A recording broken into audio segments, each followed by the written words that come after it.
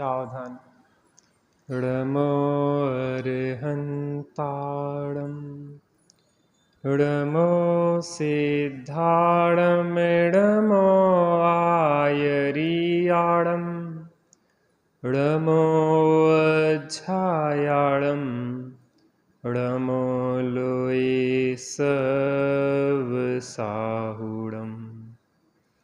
मंगलम भगवान वीरो मंगलम गौतमो गणी मंगलम कुंद कुंदाद्यो जैन धर्मोस्तु मंगलम सर्वमंगल मांगल्यम सर्वकल्याणकारकम प्रधानं सर्वधर्माणां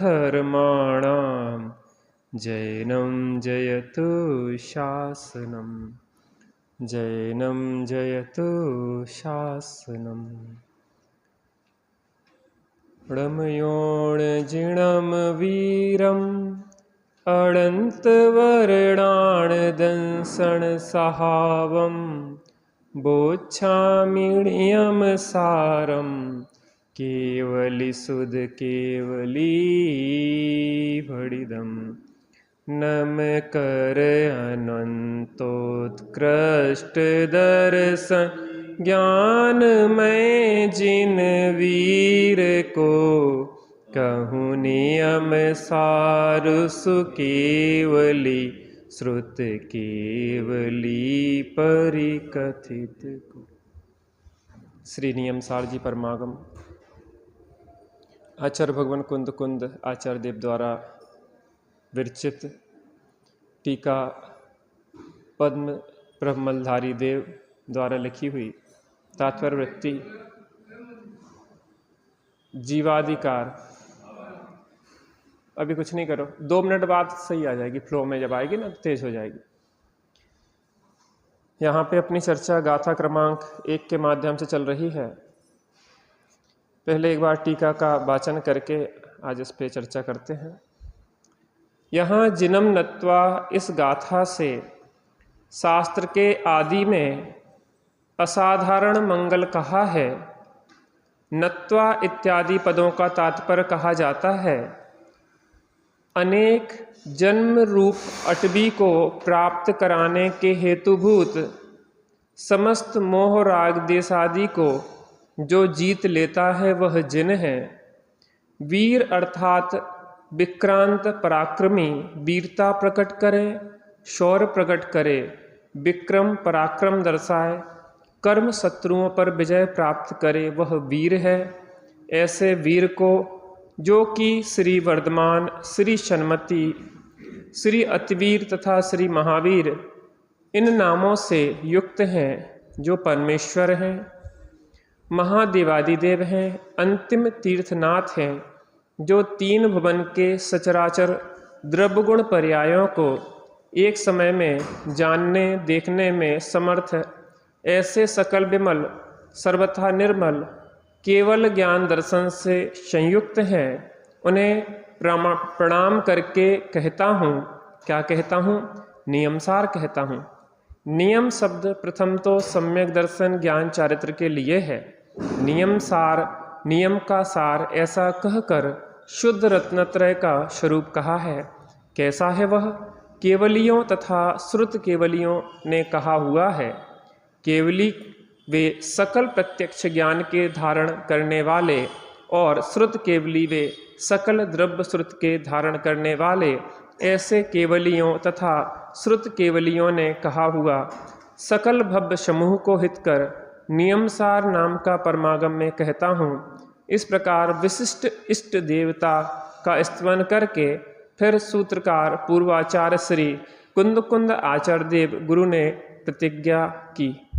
इस प्रकार सर्व पदों का तात्पर्य कहा गया। यहाँ पे चर्चा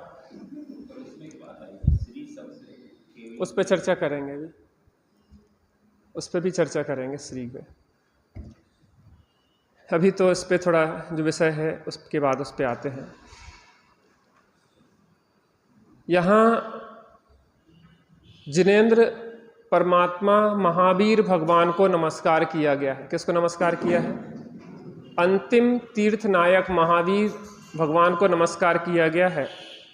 जिनम नत्वा, जिनेंद्र परमात्मा को नमन किया गया है। तो नमन किसे किया जाता है? जो गुणाधिक होता है। और यहाँ तो महावीर भगवान सर्व गुणों की परिपूर्णता को प्राप्त हो गए हैं। घाती कर्म के अभाव में मोह राग देश, ज्ञानावर्ण, दर्शनावर्ण, मोहनी और इन अंतराय चार जो मूल घाती कर्म हैं, जो स्वभाव का घात करते हैं, ऐसे चार घाती कर्मों का अभाव होने से और 18 प्रकार के दोषों से रहित होने से जो निर्मलता को प्राप्त हो गए हैं, ऐसे महावीर भगवान को यहाँ पे नमस्कार किया गया है। और कैसे हैं? वह पराक्रमी है, दूसरे को जीतने में पराक्रम नहीं है, अपने मोह राग द्वेष को जीतने में पराक्रम है।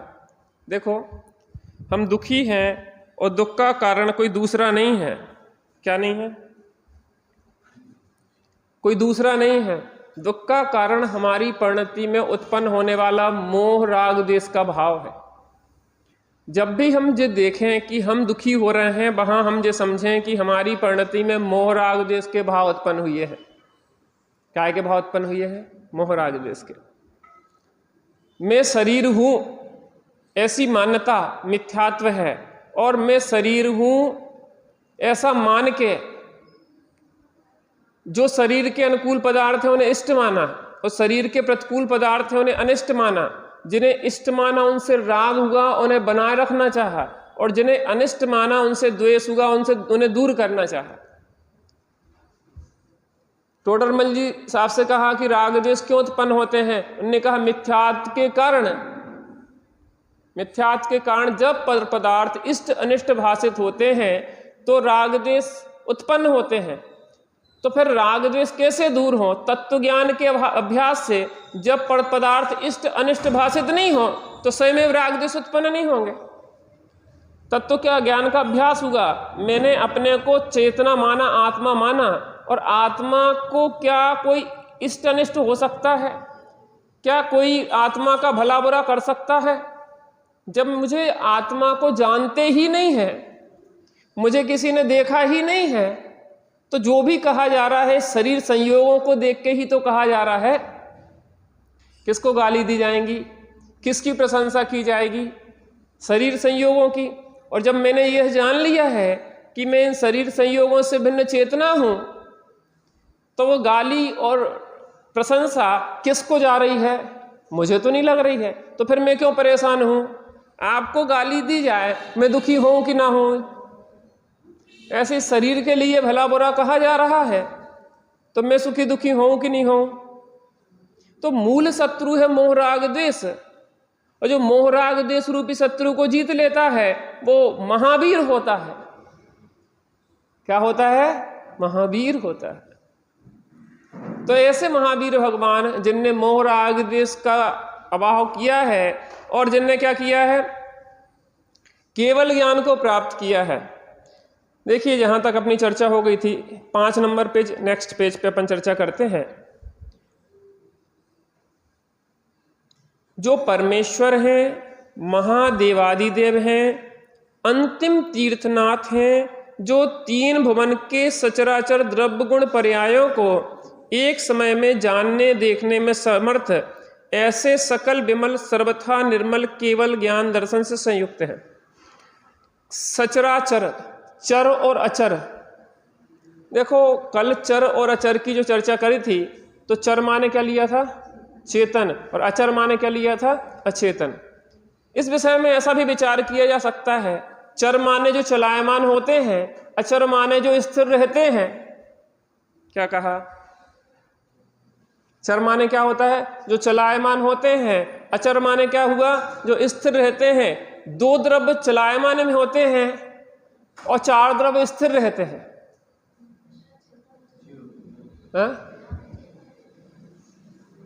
अपन तो विचार कर रहे ना, इस रूप में भी विचार किया जा सकता है।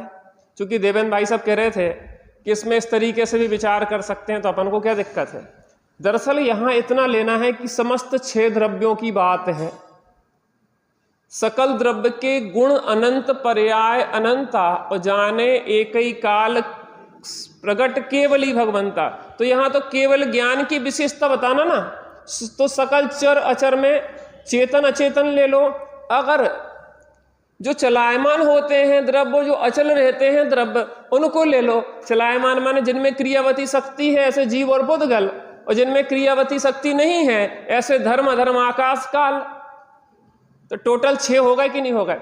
मतलब इतना है कि 6 द्रव्यों को यहां बताया गया है। क्या बताया गया है? 6 द्रव्यों को। तो यहां कह रहे हैं 3 भुवन के सचराचर द्रव्य गुण पर्यायों को, माने 6 द्रव्यों के, 3 लोक में जो 6 द्रव्य पाए जाते हैं उनके द्रव्य गुण और पर्यायों को एक समय में जानने देखने में समर्थ। राजीव भैया समझ में आ रहा ना?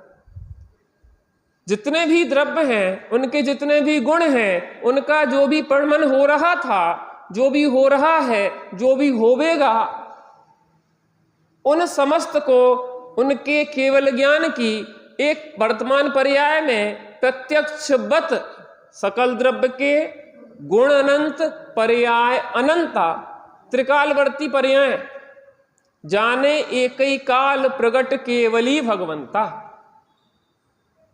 उनके ज्ञान की निर्मलता। अब देखो, वीतरागता और सर्वज्ञता 2 गुण है ना, जिनके कारण पूजता है या ईश्वरपना है। भगवान के 2 गुण कौन कौन से हैं? जो वीतरागी और सर्वज्ञ हो। हितोपदेशिता जरूरी नहीं है भगवान के लिए, आप्त के लिए हितोपदेशिता जरूरी है। तो 2 चीजों की चर्चा करी। तो पहले यहां चर्चा काय की करी? जिनने मोह राग देश आदि को जीता है। और दूसरे पे काय की चर्चा करी कि समस्त द्रव्यों के गुण और उनकी त्रिकालवर्ती पर्याय सहित जो एक समय में जानते हैं, ऐसे महावीर भगवान, अर्थात वीतरागी और सर्वज्ञ महावीर भगवान को यहां स्मरण किया जा रहा है। किसको किया जा रहा है? वीतरागी और सर्वज्ञ।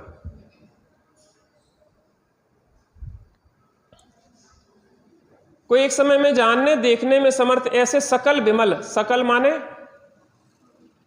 माने संपूर्ण, विमल माने निर्मल, अर्थात जो समस्त दोषों से रहित है, ऐसा निर्मल केवल ज्ञान दर्शन से संयुक्त। कैसे संयुक्त? केवल ज्ञान, केवल दर्शन, अनंत सुख और अनंत वीर से संयुक्त, या क्यों कहें कि अनंत चतुष्टय से संपन्न। उन्हें प्रणाम करके कहता हूं। किनको प्रणाम कर रहा हूं मैं? ऐसे वीतरागी और सर्वज्ञ महावीर भगवान को प्रणाम कर रहा हूं। और क्या कहता हूं? नियमसार कहता हूं। क्या कहता हूं? नियमसार कहता हूं। कैसा है वह नियमसार? नियम शब्द प्रथम तो सम्यक दर्शन ज्ञान चारित्र के लिए है। काय के लिए है? नियम शब्द काय के लिए है? नियम से करने योग्य कार्य।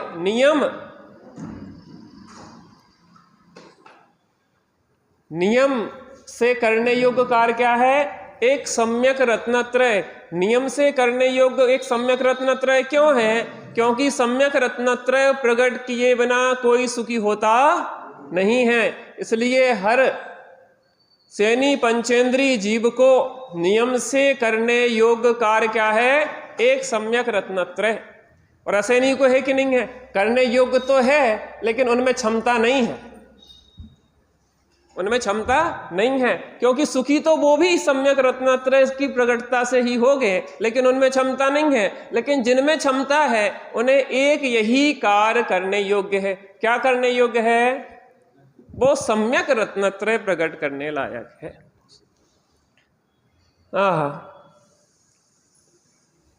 तो क्या कह रहे हैं?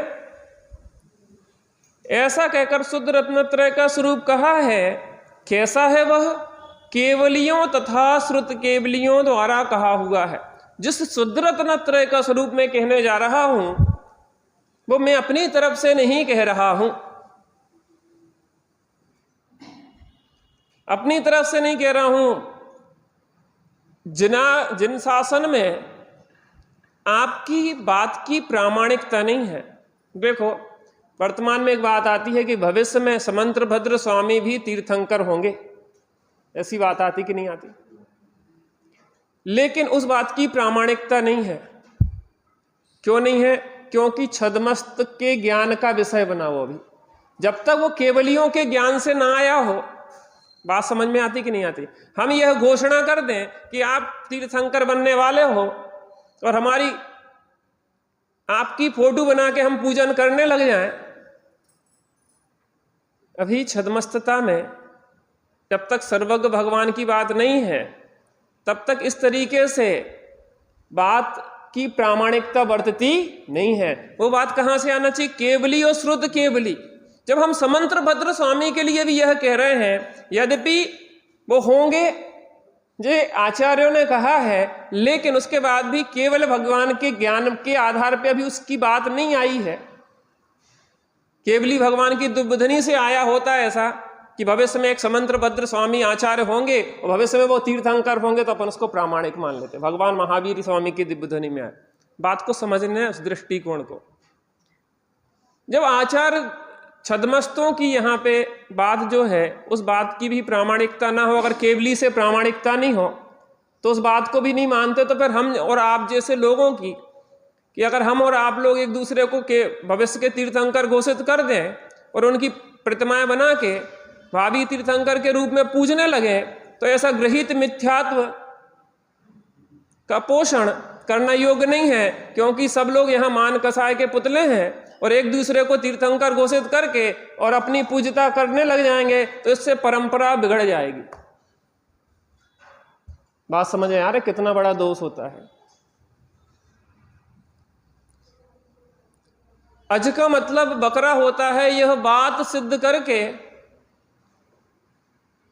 कौन गया था नरक में?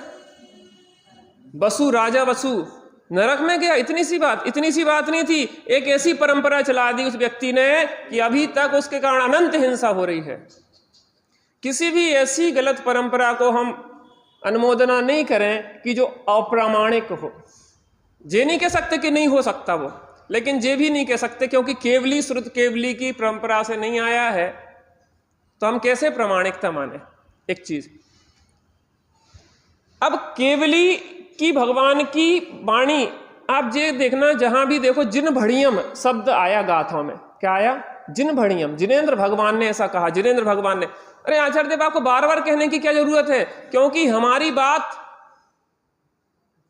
मानने को आप तैयार नहीं होंगे। आप उनकी बात मानने को तैयार होंगे, उन महावीर भगवान की बात जो सर्वज्ञ भीतरागी और सर्वज्ञ है। आपको समझ में आती ना? दो कारणों से असत्य बोला जाता, एक तो अज्ञानता के कारण और दूसरा राग द्वेष के कारण। हम अज्ञानी भी हैं। अज्ञानी माने मिथ्या ज्ञानी की बात नहीं चल रही, अल्प ज्ञानी की बात चल रही है। आचार्य कुंद देव कह रहे हैं हम अल्प ज्ञानी हैं और छद्मस्त हैं। वो अल्प ज्ञानी में छद्मस्त आ गया और राग द्वेष सहित है। यद्यपि संजुलन जन राग द्वेष हैं, तो भी राग द्वेष तो है ना। तो हम कहीं ना कहीं हम यथार्थ बात में चूक सकते हैं, क्योंकि हमें जिस चीज की जानकारी नहीं है और अज्ञानता बस कहीं हम कोई ऐसी बात कह दें, जानबूझ के नहीं, अज्ञानता बस हमें जिस चीज की जानकारी नहीं है, तो उस चीज के कारण क्या होता है कई बार कि वह गलत बात का एक परंपरा चलने लग जाती है। तो यहां आचार्य कुंद देव कह रहे हैं कि मैं उस बात को कहूंगा जो वीतरागी सर्वज्ञ महावीर भगवान की परंपरा से चली आई है, और मैं अपनी तरफ से कोई बात नहीं कहूंगा। उन्होंने क्या कहा है? उन्होंने कहा कि शुद्ध रत्नत्रय जो है वही सेवन करने योग्य है। यह भगवान महावीर भगवान की देशना है, और इस ग्रंथ में मैं यही कहूंगा कि शुद्ध रत्नत्रय का किस प्रकार से सेवन करके हर जीव सुखी हो। केवली द्वारा, केवली माने होता केवल ज्ञानी। केवल ज्ञानी महावीर भगवान द्वारा जो बात आई है, शुद्ध रत्नत्रय का जो स्वरूप बताया है, और श्रुत केवली माने क्या होता है? समस्त लोकालोक चराचर पदार्थ जिनके ज्ञान में युगपत समस्त पर्यायों से जाने जा रहे हैं। और श्रुत केवली कहते हैं जिन्हें समस्त श्रुत का ज्ञान होता है। द्वादशांग रूप श्रुत के जो पाठी होते हैं वो श्रुत केवली कहलाते हैं। और केवली माने जिनके ज्ञान में समस्त लोकालोक के पदार्थ अपनी सकल पर्यायों सहित त्रिकालवर्ती जो ज्ञान में आते हैं वो केवली कहलाते हैं। तो केवली से श्रुत केवली और श्रुत केवली से परंपरा आचार्यों से आते हुए आचार्य कुंद कुंद कह रहे हैं कि वो बात मेरे तक आई है और मैं उस बात को कहूंगा। किस बात को कहूंगा? उस नियम सार अर्थात शुद्ध रत्नत्रय की बात को कहूंगा। श्रुत केवली वे सकल द्रव्य श्रुत के धारण करने वाले ऐसे केवलियों तथा श्रुत केवलियों ने कहा होगा सकल भव्य समूह को हित कर। अभव्य समूह को हित कर है कि नहीं है ये बताओ? हैं? अभव्य समूह को हितकर है कि नहीं है? अभव्य समूह को हितकर होते हुए भी हितकर भाषित नहीं होती। अभव्य समूह को तो विषय भोग ही हितकर लगते हैं। यद्यपि अभव्य समूह को भी हित का कारण यह शुद्ध रत्नत्रय ही है, लेकिन अभव्य समूह को वह हितकर बाद भी अहितकर लगती है। जिसकी होनहार खोटी होती है बच्चे को, माता पिता की सच्ची बात भी बुरी लगती है। क्या कहा? जिस बच्चे की होनहार खोटी होए उसको क्या लगती है? माता पिता की सच्ची बात भी विपरीत लगती है। तो सकल भव्य समूह को हितकर नियम सार नाम का परमागम कहता हूं कि मेरे द्वारा मात्र उसको प्रसारित किया जा रहा है। क्यों किया जा रहा है? क्योंकि यह बात तो केवली श्रुत केवली की है, मेरे द्वारा तो वह मात्र एक प्रसारण का निमित्त बन गया मैं। लेकिन वो मात्र केवली श्रुत केवली की नहीं है, मेरे स्वानुभव से भी प्रमाण है। क्या कहा? आचार्य कुंद कुंद देव क्या कहते हैं?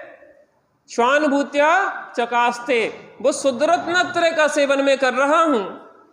केवली श्रुत केवली से तो आई ही है और मैंने भी उसका सेवन किया है। मैं अतीन्द्रिय आनंद का वेदन कर रहा हूं और आप भी उस शुद्ध रत्नत्रय का सेवन करके, उनकी तो प्रामाणिकता है ही, लेकिन मैं भी कह सकता हूं क्योंकि मैंने भी वैसा ही अनुभव किया है कि तुम भी सेवन करोगे तो शक्कर मीठी ही लगेगी, क्योंकि शक्कर मैंने मीठी चखी है। सकल भव्य समूह को हितकर नियम सार नाम का परमागम मैं कहूंगा। इस प्रकार विशिष्ट इष्ट देवता का स्तवन करके, विशिष्ट इष्ट कौन है अपने लिए?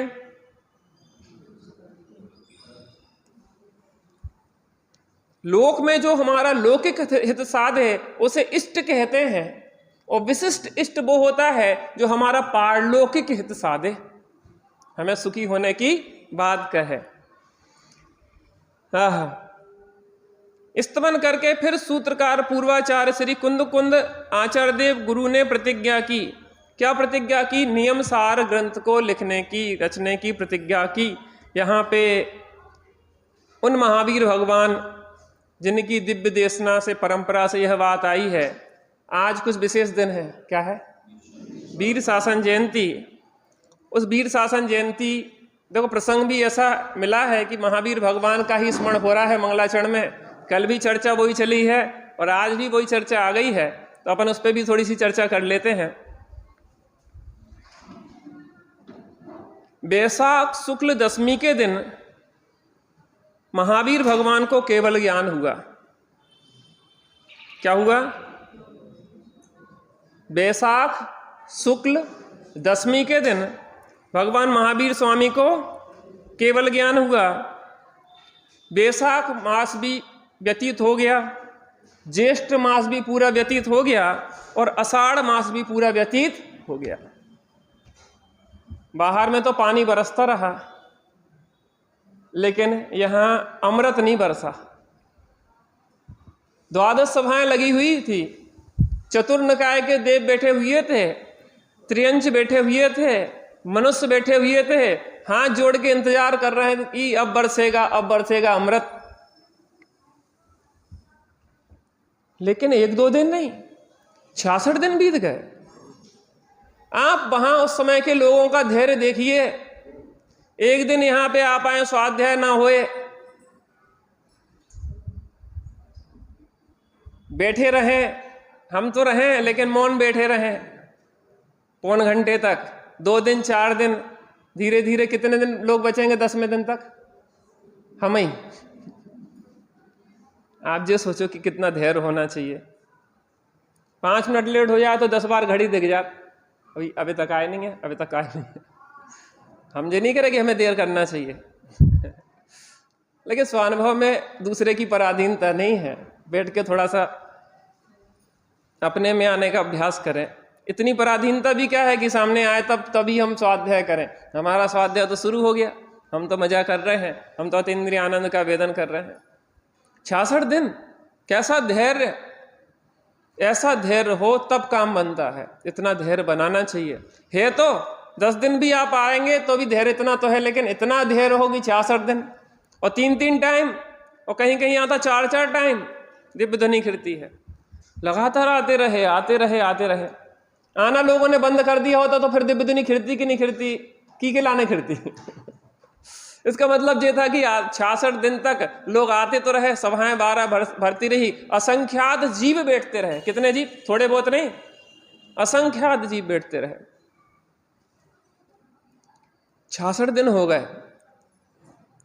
गौतम गणधर इंद्र को, सौधर्म इंद्र को विकल्प आया, अरे 66 दिन हो गए अभी तक दिव्य ध्वनि खिरी नहीं, क्या कारण है? मैं जो पूछना चाहता हूं सौधर्म इंद्र जी, आप ये बताइए, इसके पहले क्यों नहीं आपको विकल्प आया? आप अवधि ज्ञान के धारी हैं और आपको पहले ही दिन विचार करना चाहिए था। तीर्थंकर परमात्मा है, नियोग है ऐसा कि दिव्य ध्वनि खिरती ही खिरती है।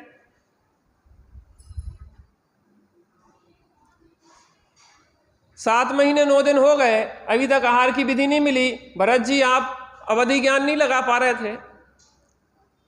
भरत जी को था कि नहीं था मुझे नहीं पता, और भी तो थे बहुत सारे, उन्हें भी तो लगा लेना, इंद्र को भी लगा लेना चाहिए था। सौधर्म इंद्र जो व्यवस्था करता था तीर्थंकर परमात्मा आदिनाथ स्वामी की, जो कपड़े ले आता था, भोजन ले आता था वहां से, उसके बाद भूल गया। अब तो महाव्रती हो गए थे, महामुनिराज हो गए थे, परम पूज्य हो गए थे, अब तो विशेष ध्यान रखना चाहिए था ना। अरे भाई साहब, उदय को कौन टाल सकता है? काल लब्धि जब तक ना है तब तक कार होता नहीं है। इसका मतलब यह था जब तक काल लब्धि नहीं आई तब तक विकल्प भी उस जाति का नहीं आया। सौधर्मेंद्र विकल्प आया, क्यों नहीं कर रही है? देखो तो अवधि ज्ञान लगाया, देखा कि वे बैठे गणधर देव, उनका अवस्था में बैठे हुए 500 शिष्य ब्राह्मण बने बैठे गुरु, और ग्रहित मिथ्यात्व का पोषण कर रहे हो, करा रहे हैं। जे भी गजब की होनहार है। थोड़ी देर पहले ग्रहित मिथ्या दृष्टि और थोड़ी देर बाद 4 गान का धारी गणधर, इसी को प्राग भाव कहते हैं। इसका मतलब यह है कि किसी व्यक्ति को वर्तमान पर्याय मात्र से नहीं देखना, क्योंकि एक समय में पर्याय बदलने वाली है। आज का मारीची कल महावीर होने वाला है, आज का सिंह कल का महावीर होने वाला है, आज का अंजन कल निरंजन होने वाला है। और हमारे जैसे भगवान आत्माएं बैठी हैं, किसका जीवन किसकी परिणति कब बदल जाए कुछ कहा जा सकता नहीं है। हमें कैसा व्यवहार करना चाहिए, कैसा व्यवहार करना चाहिए एक दूसरे के साथ। वो था ना पुरु और वो उसका पूछा था कि तुम्हारे साथ कैसा व्यवहार करें। एक राजा जैसा दूसरे राजा के साथ व्यवहार करता है, एक केंचुआ जा रहा कैसा व्यवहार करें उसके साथ हम, जैसा एक भगवान आत्मा दूसरे भगवान आत्मा से करता है। अरे वो भी जीव है, अपने को भूल के भटक रहा है, प्रेम से एक तरफ रख दो बेचारे को, तकलीफ नहीं हो। पहुंचे कैसे लाया जाए, युक्ति लगाई। इसका मतलब यह है कि आगम का सेवन, युक्ति का अवलंबन। युक्ति अपनी बुद्धि भी चाहिए निर्णय करने में, अकेले आगम से काम नहीं चलता। निर्णय तो खुद का होना चाहिए, उधारी का निर्णय काम नहीं करता। पहुंचे, युक्ति लगाई। कैसे? तो ब्राह्मण का वेश धारण करके और पहुंच गए उनके पास।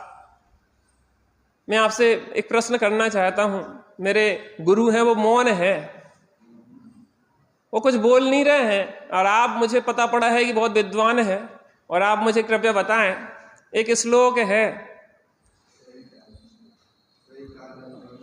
और वह श्लोक उनने पूछा, त्रैकाल्यम द्रव्य षटकम नवपद सहितम जीव षटकाय लेस्या पंचान्ये चास्ति काया व्रत समति गति ज्ञान चारित्र भेदा इत्येतन मोक्ष मूलम त्रिभुवन महितम प्रोक्त मरहद भिरीसई प्रत्येति श्रद्धाति स्पृशति च मतिमान यह सवे शुद्ध दृष्टि।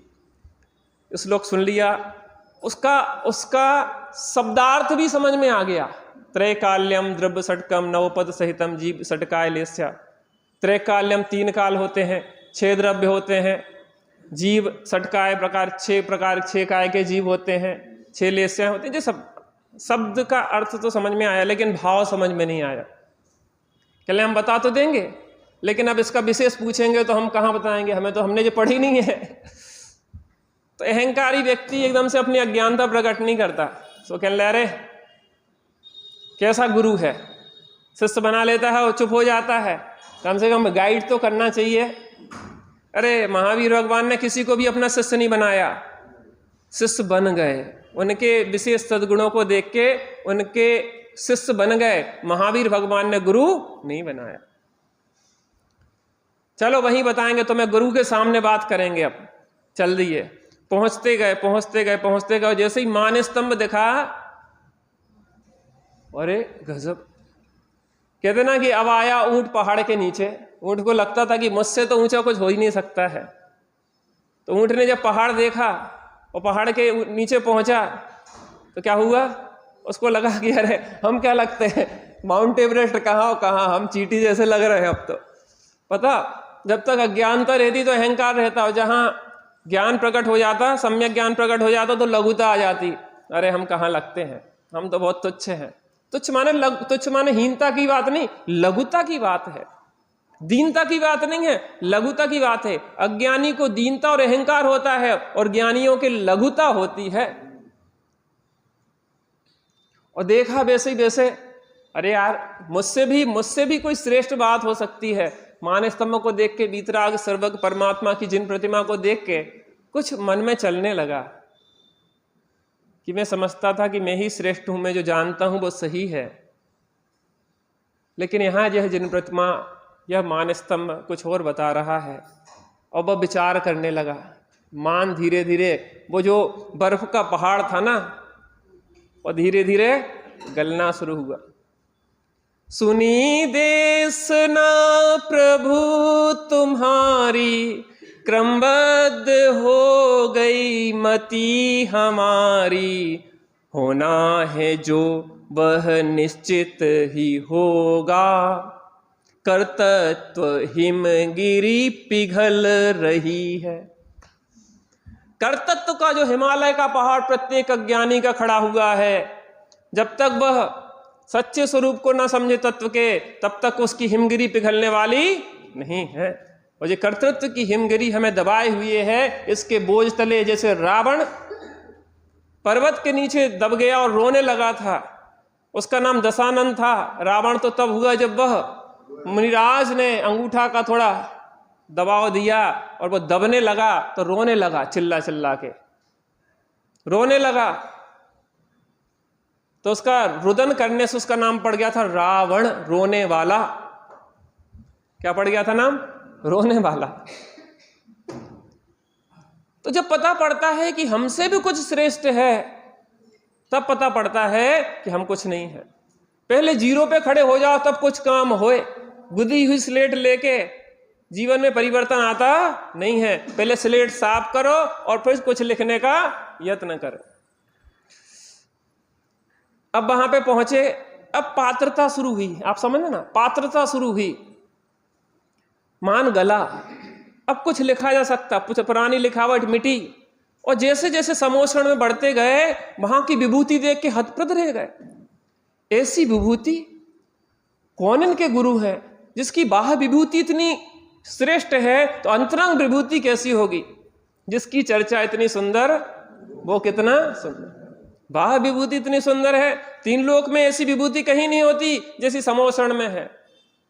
पता, जो सौधर्म इंद्र की आज्ञा से कुबेर जिस समोषण की रचना करता है वो हाथ जोड़ के तीर्थंकर परमात्मा से कहता है कि मुझे नहीं लगता कि मैंने इस रचना को किया है, ये तो आपके प्रताप से ही यह रचना उतरी है, मुझ में क्षमता नहीं है। बिना तीर्थंकर के कुबेर ऐसी रचना करके दिखा दे, हम करने वाले नहीं हैं प्रभु, ये तो आपका ही प्रताप है, आपका ही पुण्य है, मैं क्या कर सकता हूं। ऐसी अद्भुत रचना होती है, विश्व में ऐसी उत्कृष्ट रचना नहीं होती है। और जैसे गया देखते देखते देखते हतप्रद होता गया, ऐसा वैभव, ऐसी विभूति, क्या होगा क्या होगा, और अंदर में विशुद्धि बढ़ती गई। वहां पे द्वादश सभाओं में असंख्यात जीव देखे, देव जिनकी सेवा कर रहे हैं, 64 चमरों को जो देव इंद्र ढोल रहे हैं, पुष्प वृष्टि कर रहे हैं, जय जय नाथ परम गुरु।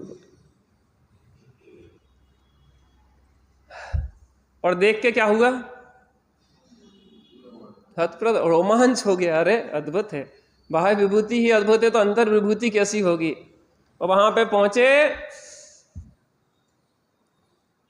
कमल के ऊपर सिंहासन, सिंहासन पे भी 4 अंगुल अधर अशोक वृक्ष जो सर्व जगत के जीवों का शोक हरने वाला है, और जिनके ऊपर 3-3 छत्र, 64 चमर। आप देखो, आप जो सोचो कि वहां पहुंच गए हैं, ऐसी फीलिंग महसूस करो ना, बिल्कुल वही कैसा वैभव होता है तीर्थंकर परमात्मा का। जिनके चरणों के सेवन करने वाले सोधर्मेंद्र जैसे व्यवस्थापक बैठे हुए हैं। हमें मंदिर में स्वाध्याय की व्यवस्था करना है, मंदिर की व्यवस्था कर रहे हैं तो हमारा सौभाग्य है, हम सोधर्मेंद्र जैसा कार्य कर रहे हैं, सौभाग्य होना चाहिए। प्रभात भैया आए और पूरी सेटिंग मिला ली, सब खोल खाल के जो भी सेटिंग करना थी, आए और स्वाध्याय शुरू हो गया। पता कितना पुण्यवान थे आप, सोधर्मेंद्र जैसा पुण्यवान थे। भविष्य में सोधर्मेंद्र व्यवस्था में अपन को ऐसा सौभाग्य मिलेगा। माने जो बहुत सर्वश्रेष्ठ काम है इस जगत का, निर्माणी के स्वाध्याय पूजन आदि में व्यवस्था में सहयोग करना। जो लोग पहले से आते हैं, द्रव्य व्यवस्था करते हैं, पता इतना श्रेष्ठ पुण्य अर्जित करते हैं, कितनी भाव विशुद्धि होती है,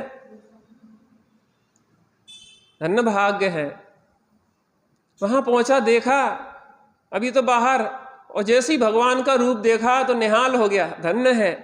अरे अगर जगत में कोई रूप देखने लायक है तो वो जिन रूप है। इस जगत में सबसे श्रेष्ठ कोई मुद्रा है वो तो जिन मुद्रा है, इसके अलावा कोई मुद्रा ही नहीं है।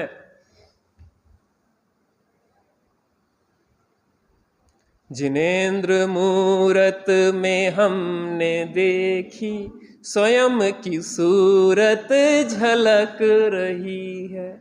जिनेंद्र मूरत में स्वयं की सूरत देख ली, बोले नहीं, अभी तो दिव्य धुनी खिली नहीं, क्योंकि गणधर थे नहीं, और गणधर इन्हीं को बनना था तो दिव्य देशना सुनी नहीं। लेकिन जिनेंद्र मूरत ने बोल दिया कि अपना सुख अपने में है, अपनी प्रभुता अपने में है, अपना सर्वस्व अपने में है, तेरा प्रभु तुझ में ही डोले। और ऐसा देखा, देखते देखते ऐसी शांत प्रसम रस झड़ती हुई मुद्रा, आनंद मग्न मुद्रा को देख के अंदर में भी हिलोरें ले शुरू हो गई, उमंग चढ़ना शुरू हो गई। पता भरत जी जब 6 खंड को जीतने गए, समुद्र के किनारे जब हिलोरें चल रही थी, आसमान को छूती हुई, तो अंदर में भी तरंगायमान होने लगा उनका चित्त, अंदर में उछाले लेने लगा स्वरूप, और ऐसा लगा कि अब बैठ जाओ। तो बैठने लगे तो सेनापति कहने लगे, महाराज यहाँ सामयिक करवे नहीं आए, यहाँ 6 खंड जीतने आए हैं। अरे कहने मेरा कोई रस नहीं है 6 खंड को जीतने में, मेरा रस तो एक अखंड पे साम्राज्य करने का है, और वो व्यवस्थाएं चलती रहेंगी, मैं अपनी आराधना छोड़ सकता नहीं हूं। भरत जी 6 खंड और 96,000 रानियों के बीच में निरावाद आराधना कर सकते, तो हम छोटे से काम में अपनी आराधना नहीं कर सकते क्या? हमें लगता है कि हम तो निर्वृत्ति ले लेंगे तब आराधना करेंगे, तुम कभी नहीं कर पाओगे। यहीं से शुरू करना पड़ेगा, और अभी से शुरू करना पड़ेगा, तब वहां तक पहुंच पाएंगे। और वहां पे देखते देखते उपयोग अंतर्मुख हुआ, सम्यक दर्शन हुआ,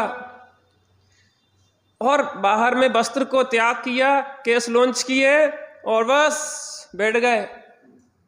3 कसायों को अभाव हुआ, 6वां 7वां गुण स्थान हुआ, श्रेणी, और 4 ज्ञानों की प्रकटता हो गई। अभी श्रेणी कहां से चढ़ गए, बाद में चढ़ेंगे, दीपावली पे हो तो। क्या अद्भुत है। आप जो सोचो कि हमें सम्यक दर्शन नहीं हो पा रहा है तो ये हमारी कमी है, जिन प्रतिमा तो सब कुछ बोल रही है। गौतम स्वामी ने बिना देशना सुने ही उनकी जिन मुद्रा को देख के अपना काम कर लिया, तो हम नहीं कर सकते क्या? हम में भी सब प्रकार से पात्रता है। जग माही तुम्ही सब लायक हो। क्या कहा? क्या है? हम सबसे कह रहे भगवान, क्या कह रहे? क्या कह रहे? जग माही तुम ही सब लायक हो, अर्थात तुम में इतनी लायकात है कि तुम भगवान बन जाओ। और जैसे ही वह गणधर पद पे आसीन हुए और दिव्य देशना खिलना प्रारंभ हो गई। तीर्थंकरों के विरह में यदि ना रहें ए जिन बचन, तो स्वपर हित कैसे करें इस जगत में फिर भव्य जन। अज्ञान बस भ्रमते रहें पशुवत सदा ही। पशुता से जब हम आज इतने ऊपर उठे हैं, इसका कारण यह जिन बचन है। और अगर जिन बचन वहां दिव्य देशना ना खिरी होती महावीर भगवान की गौतम गणधर के प्रताप से, आज यह बात हमें प्राप्त नहीं होती। और आज का वह दिवस था, क्या था? आज का दिवस था 66 दिन के अंतराल के बाद और दिव्य धनी खिर गई। कौन सा दिन है आज? वीर शासन जयंती, अर्थात जिनेंद्र वीर भगवान का शासन आज से प्रारंभ हुआ। कुछ बात यहाँ पे विशेष है। वीर शासन का अर्थ किया गया है। वीर शासन माने क्या? जैसे संविधान लिखा जाता ना, वैसे ही भगवान महावीर ने या अनादिकाल से अनंत तीर्थंकरों ने या वस्तु का स्वरूप क्या है, इसमें बहुत सुंदर बिंदु है। कुछ बिंदु पढ़ते हैं, देखिए। वीर शासन अर्थात आनंद बांटने वाला शासन। जियो और जीने दो। अज्ञानी तो मरता है और मारता है। जियो और जीने दो माने वो महावीर भगवान ने बहुत आनंद को, रस को चखा है और उनने आनंद को बांटा है। आनंद बांटने वाला या वीर शासन माने आनंद बांटने वाला शासन। वीर शासन अर्थात अलिखित सिद्धांत। वीर शासन माने अलिखित सिद्धांत, कोई लिखा नहीं है। बता, हमारे साहित्य को लगभग सबसे बाद में लिखा गया। उसके पहले से तो बहुत साहित्य लिख चुका था, क्योंकि हमारे आचार्यों की प्रज्ञा इतनी अधिक थी कि उन्हें लिखने की जरूरत ही नहीं पड़ी, मौका दे याद रहता था। अलिखित शासन है, वस्तु का स्वरूप है यह। वीर शासन अर्थात आत्मानुशासन। एक एक शब्द में तो न रस है कि घंटों चर्चा हो जाए।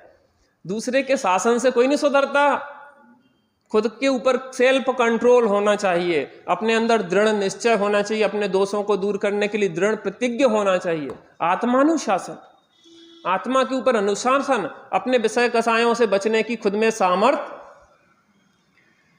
वीर शासन अर्थात भक्त नहीं भगवान बनने वाला शासन। इसमें कुछ विशेष सुधार कर दें।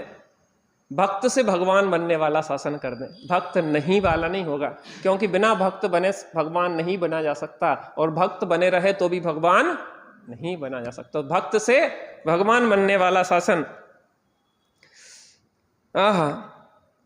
वीर शासन अर्थात सबको भगवान बताने वाला शासन। हूं परमात्मा छू एम नक्की करो, हूं परमात्मा छू एम निर्णय करो, हूं परमात्मा छू एम अनुभव करो। और यही अनुभूति ही जिन शासन है, और कुछ भी नहीं है। हम थोड़ा बैठ के जिन शासन का अनुभव करने का यत्न करते हैं।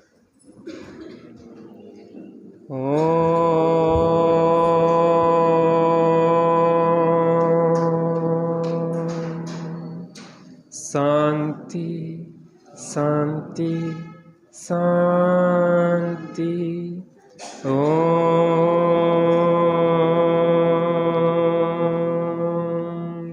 शांति शांति शांति।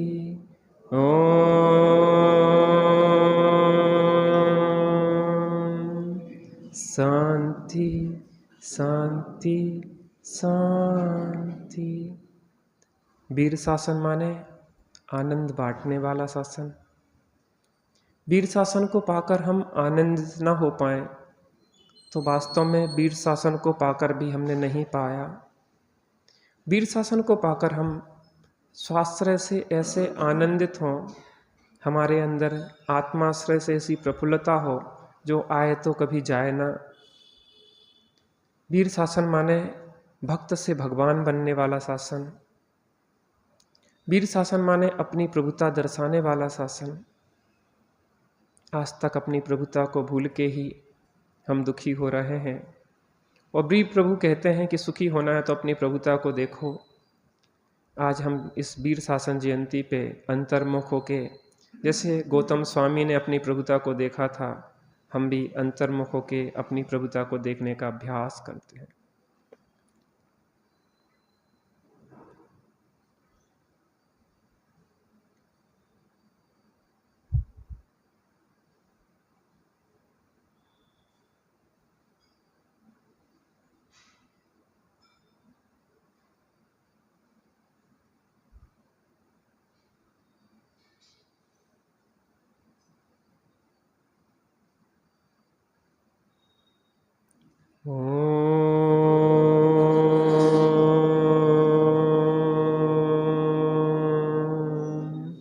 शांति शांति शांति। ओम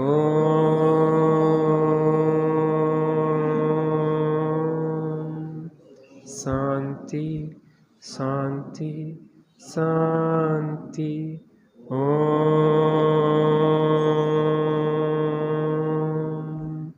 शांति शांति शांति। सहजानंदी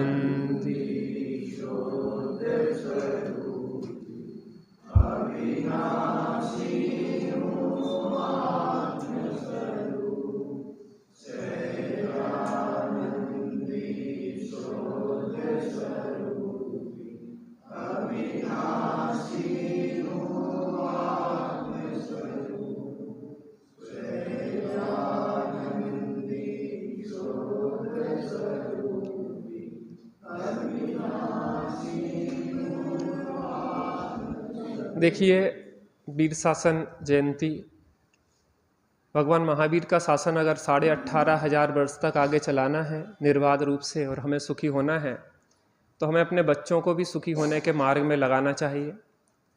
पाठशाला की बात जो आई थी, आप लोगों में बहुत उत्साह है, लोग बच्चों को भेजने के लिए भी तैयार है, मैनेजमेंट वाले मैनेजमेंट के लिए भी तैयार है। कल दीदी बता रही थी कि निधि बहन बता रही थी कि हम अपने यहाँ से 5 बच्चों को लेके आएंगे पाठशाला में। दीदी भी कह रहे हैं कि हम अच्छे से मॉडर्न करें। भाई साहब सब लोग कह रहे हैं कि आर्थिक रूप से आपको कभी दिक्कत नहीं आएगी, और हम चाहते हैं कि पाठशाला में 50-50, 100-100 बच्चे बैठें, उसको अच्छे तरीके से हम पढ़ाएं। आज स्वाध्याय में इतना उत्साह है, सब लोग लाभ ले रहे हैं, ऐसी पाठशाला व्यवस्थित हो। हमें कहीं बाहर से विद्वान नहीं बुलाना। एक चीज़ बताएं, बड़े पंडित साहब एक बात कहते थे, विद्वान ढूंढो नहीं, विद्वान बनो। ना तो हम कभी पाठशाला गए, देखो हम खुद व्यक्ति बताए, ना हम कभी व्यवस्थित शास्त्री वगैरह किया, लेकिन अभ्यास से गुरुजनों के साथ रह रह के धीरे धीरे धीरे अभ्यास से बीचे चीज़ें सरल हो जाती। जिसको भी अगर पाठशाला पढ़ाना है और कोई चीज़ समझ में नहीं आती, हम उन लोगों को तैयार करने के लिए तैयार हैं। हम एक एक व्यक्ति को नमोकार मंत्र लेके जो आपको पढ़ना है, जिस विषय को भी तैयार करना है, हम आपको तैयार करवा देंगे और आपको खुद विद्वान बनाएंगे। पढ़ाने में कुछ नहीं है, नमोकार मंत्र, चत्तारी मंगल पाठ वगैरह 5-5, 6 द्रव्य जो तो आपको आते ही है ना। एक कॉन्फिडेंस की जरूरत है। बच्चे तो सब एज के हैं ना, बड़ी एज वाले हैं तो बड़े लोग पढ़ा देंगे, छोटी एज वाले हैं तो आप लोग पढ़ाइए। लेकिन देखो उससे अपना बहुत लाभ होता। हमने पाठशाला पढ़ी नहीं है, लेकिन पढ़ाई बहुत है बरसों बरस, और पढ़ाने से हमें बहुत लाभ हुआ है। तो हम ये कह रहे हैं कि आप लोग पाठशाला को बढ़िया से बढ़िया करें, और हम चाहते हैं कि बहुत सुंदर होना चाहिए। हमारे बच्चा, हमारा भविष्य सिक्योर हो रहा है। जे बच्चा आज बैठ रहा है तो जे अपना जीवन अच्छा कर रहा है, अपने परिवार का और समाज को उन्नति का कारण बनेगा। एक एक बच्चे पे बहुत लाखों रुपए भी एक बच्चे पे खर्च हो जाए तो भी कम है। और हम ये नियम लेके हम अपने बच्चों को लेके आएंगे, और कॉलोनी से भी प्रतिदिन आपको टैक्सी लगाना पड़े तो टैक्सी से ही बच्चों को बुलाएं। मैं आपको एक घटना बताना चाहता, दिल्ली में एक बच्ची अपनी जहाँ पे वो कौन सा विश्वास नगर कहाँ पे चलता, कहाँ पे वो पाठशाला चलती सैटरडे संडे सी कुछ, तो एक बच्चे को कॉलोनी से बुलाया गया टैक्सी से, और टैक्सी से वो बच्ची वहाँ पहुँची और वहाँ ये बताया कि जमी कंद नहीं खाना चाहिए, आलू नहीं खाना चाहिए, इतने जीव हैं। वो घर गई, घर में बाद में प्रवेश किया, घर में अंदर नहीं गई, मम्मी वो आलू रखें पहले वो बाहर करो। घर में जाने के पहले क्या कहा, मम्मी वो आलू रखें बाहर करो तब हम अंदर जाएंगे। और उस दिन उस बच्ची ने तब अंदर गई जब आलू फेंक दिए, और उसके बाद उनके घर में आलू नहीं आए। एक बच्चा सुधरा तो पूरा घर सुधर गया। आपको समझ में आता कि नहीं आता इस पाठशाला का महत्व? तो हम पाठशाला, और भाई साहब अभी जैन सिद्धांत प्रवेशिका की कक्षा 5-10 मिनट लेते हैं, जिसको भी समय है अवश्य बैठे, बहुत अच्छी चर्चा चलती है। चलिए, निज निधि गौतम के मुख कुंड, मोह महात वेद चली, जग की जड़ता तप दूर करी है। पयो निधि माही रहली, बहुभंग तरंगन से उछली है।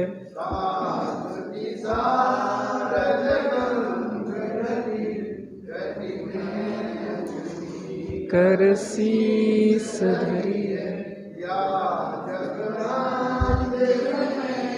अनवार ज्ञान